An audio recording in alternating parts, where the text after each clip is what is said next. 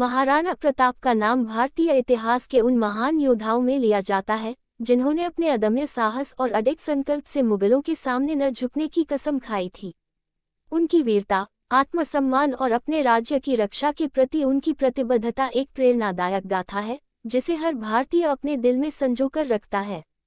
यह Maharana Pratap story in Hindi हमें उनके जीवन के विभिन्न पहलुओं से अवगत कराती है जिनसे हमें दृढ़ निश्चय और राष्ट्रप्रेम की प्रेरणा मिलती है। प्रारंभिक जीवन। महाराणा प्रताप का जन्म 9 मई 1540 को राजस्थान के कुंभलगढ़ में हुआ था।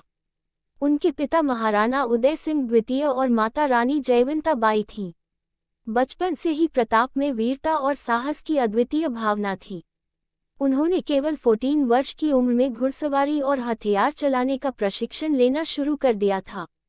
इस महाराणा प्रताप स्टोरी इन हिंदी में ये दिखाया गया है कि उन्होंने कैसे अपने प्रारंभिक जीवन में ही योद्धा बनने के गुण दिखाए जो आगे चलकर एक महान योद्धा बनने में सहायक साबित हुए।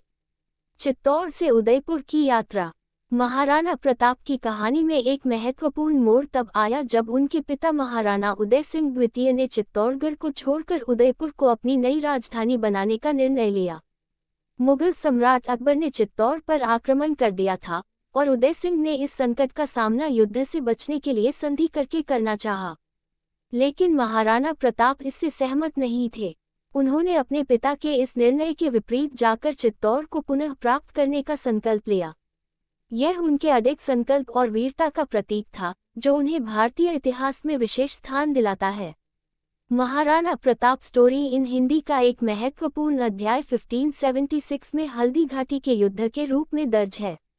यह युद्ध महाराणा प्रताप और मुगलों के बीच हुआ था जिसमें हल्दी घाटी का युद्ध। यह युद्ध महाराणा प्रताप और मुगलों के बीच हुआ था जिसमें मुगल सेना का नेतृत्व अकबर के सेनापति मान सिंह प्रथम ने किया था।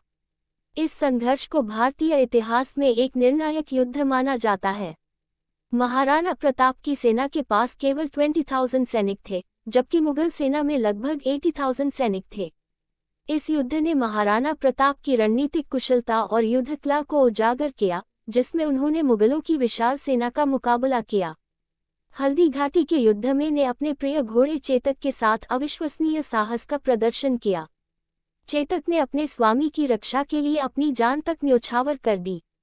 महाराणा प्रताप की वीरता और चेतक की वफादारी की ये कहानी आज भी प्रेरणादायक है।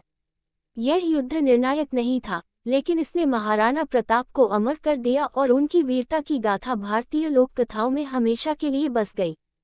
हल्दी घाटी के युद्ध के बाद भी महाराणा प्रताप ने हार नहीं मानी। उन्होंने मुगलों के खिलाफ गुरिल्ला युद्ध की रणनीति अपनाई और कई वर्षों तक जंगलों में रहकर मुगल सेना से संघर्ष किया। कठिन परिस्थितियों के बावजूद महाराणा ने अपनी भूमि की स्वतंत्रता के लिए संघर्ष जारी रखा। उन्होंने मुगलों के किलों पर अनेकों बार आक्रमण किया और उन्हें हानि पहुंचाई। उन्होंने अपने जीवन में कभी हार नहीं मानी और हमेशा अपने आदर्शों पर अडिग रहे। उन्होंने न केवल एक योद्धा के रूप में बल्कि एक सच्चे राष्ट्रभक्त के रूप में भी अपनी पहचान बनाई।